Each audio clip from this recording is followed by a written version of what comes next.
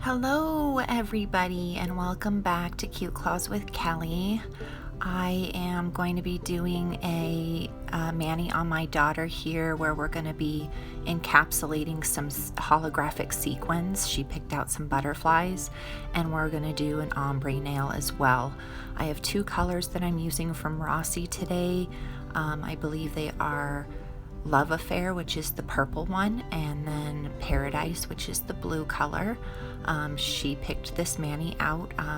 All of her manis are her ideas and her designs.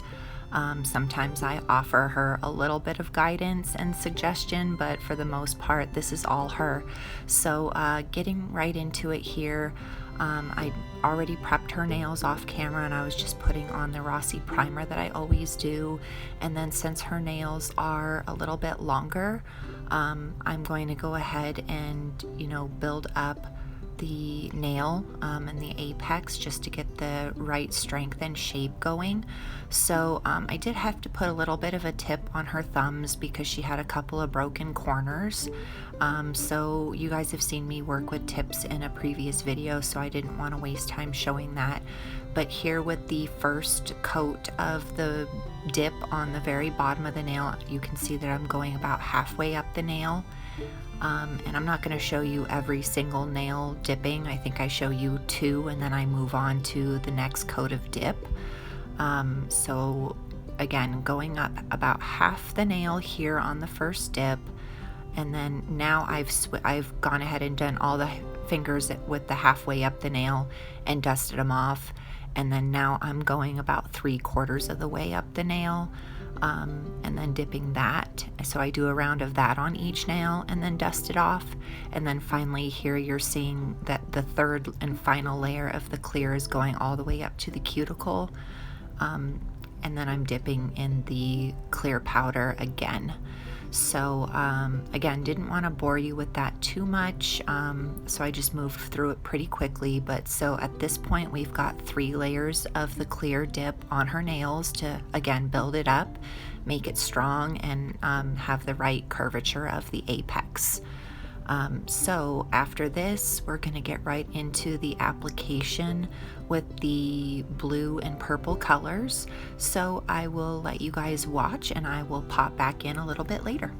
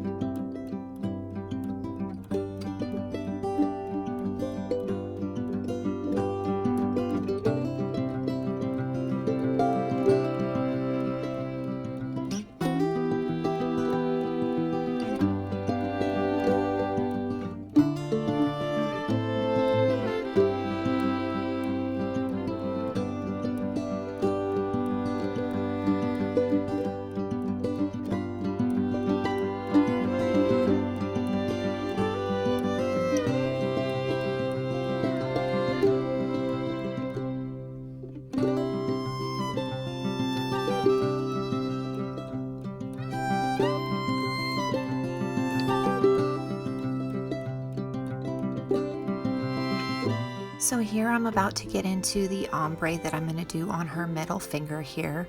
So I'm taking my two colors and I'm going to actually pick up the product with this little e.l.f. Eyeshadow brush that I picked up from Walmart.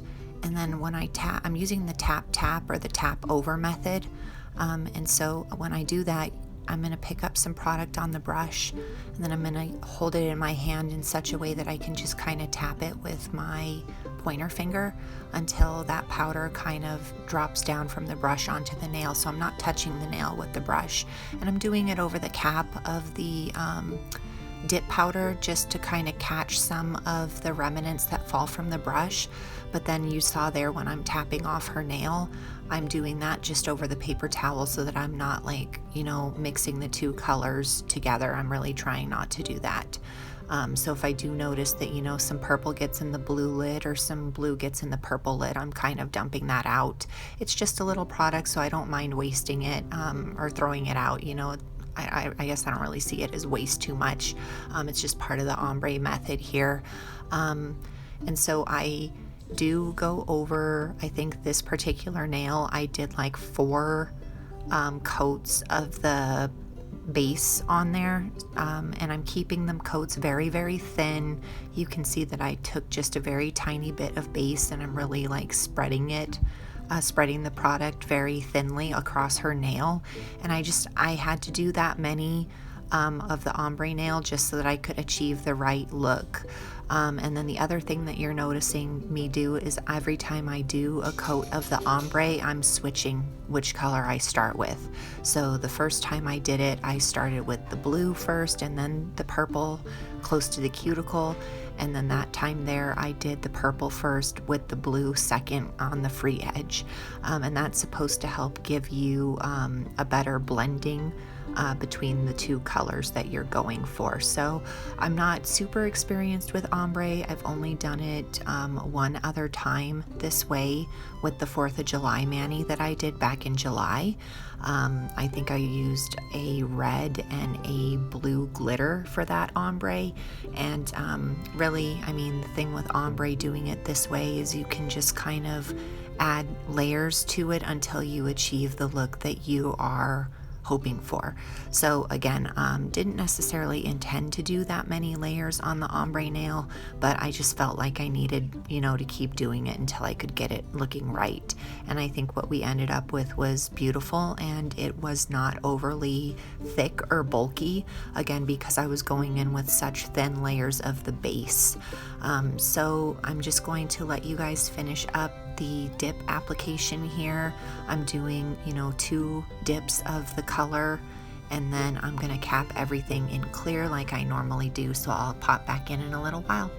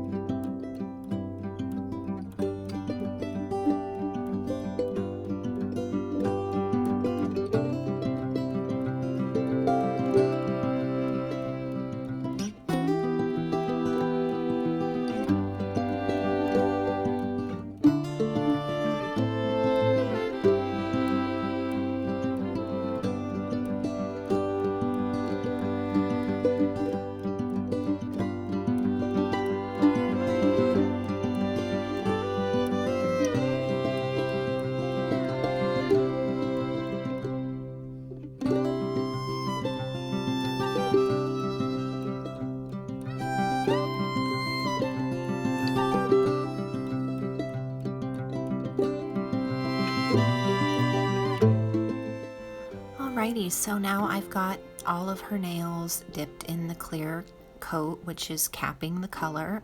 So I just kind of cut the video because I wanted to keep it short. So I dusted all that off, and now we're going to go in with this holographic sequins. So this was a kit that I picked up from Amazon. I will link it down in the box.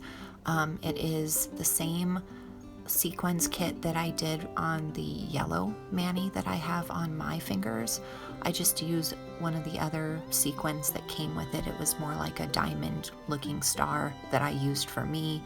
For her, she wanted these butterflies. So you saw there that I put down a layer of the base coat from the Dip Liquids kit, and I just kind of dotted my cuticle stick on top of that just to get a little bit of the glue or the resin on the tip of it, and then I used that to pick up the sequins from the little sequins holder. And then I'm placing them just, you know, the way that I like them on her nails, and then I am going to dip into the clear just to kind of fill in the rest of the space on that wet dip. So now I'm going to do the same thing on the thumb, and then after that, I'm going to dust them off, and I'm going to go in with one more clear cap over the sequins pieces just so that they are completely protected with the clear dip, so that when I go to file, I won't be filing any of these sequins pieces off. So again, the clear coat of the dip is going to protect it, and I did do that last layer a little thicker just so that I could have a little bit of wiggle room with the filing. So I will let you watch that. I did do the filing off camera though, so I will come back in at the end when we're doing the top coat and let you guys see of course the finished look. I did trying something new this time where I'm going to put a picture of the look that we're going to achieve at the beginning of the videos that I do, just so that you know. I know that you guys can also see the thumbnails, and that always has the finished result, but I just wanted to throw another picture in there of what you can expect to see during the video instead of just showing you at the end. So you'll have to let me know if you like that better, or if, you know, does it really make a difference. Again, just trying to do some things a little bit differently as I continue to make these videos for you all. So I will let you watch. I will be back in just a little bit.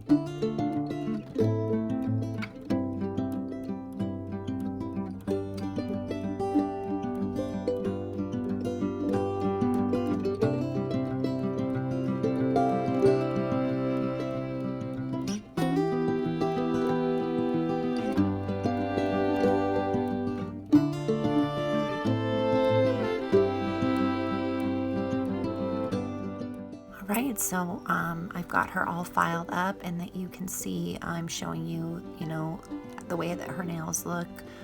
They're not overly thick, and even that middle nail where I had to do some extra ombre on top just to get the look right, it still is not, overly thick.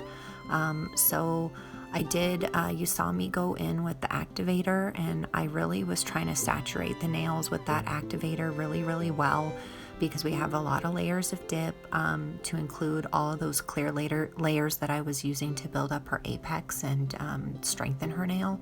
And so I want to make sure that when I'm activating, it is really soaking through all of the layers and penetrating all the layers of the dip, to activate it and make it hard. And that I find will help you, keep the strength of the nail, and then you won't have any issues with cracking. So I've never had any issues with cracking. If you have, cracks that go from sidewall to sidewall, that's definitely an issue due to, not having enough strength or building the apex appropriately. So the longer the nail is, the further back the apex goes. I plan on doing another video around the apex and building that up, and talking more about, how to avoid issues with cracking. But generally the rule of thumb is that if you push on the free edge of the nail ever so slightly, you can see where on the natural nail it turns a little bit white on the nail plate, and that is the stress point.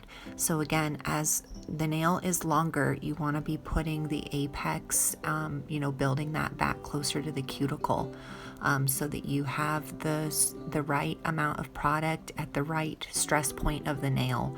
And then if you have cracks that are coming down vertically from the cuticle to the free edge, the culprit there is more than likely that, the layers of the dip were not completely activated, and so some of them remained soft, and that is then why you get those types of cracks. And I have never had any issues with nails cracking, either vertically down the nail from the cuticle to the free edge, or going from sidewall to sidewall. So that tells me that I'm doing something right when I'm building the strength of the nail, and I'm activating appropriately. The other thing there to keep in mind is, in terms of what you choose to build your nail with. So I always use like clear, or like a natural color, something that has very little pigment in it, because that is going to offer more strength than a colored dip. So that's something else to keep in mind. But you saw me there go over her nails with the Modelones gel top coat, which I always use and love. And then now I'm just, putting some hydration back into her hands and her nails by using my Candi skincare. So I'm mixing a little bit of the the lotion, the unscented lotion, with some of the cuticle oil, and then rubbing that all over her hands and concentrating here on her cuticles and her nails. So that's the finished look. I had a great time making the video, as always. I hope you guys learned a little bit of how to do the ombre method, as well as the importance of building up the nail and getting the apex just right. Again, I'll have another video around that and a different technique coming soon, so stay tuned for that. And I hope you all enjoyed. Here is the finished look coming up. And I love the sequins. I think they're so cute. I love these colors that she chose. The ombre nail is stunning. I love that as well. So overall, a great mani. So thank you guys so much for watching and for all of your support. Have a good one, and I will catch you in my next vid. Bye-bye.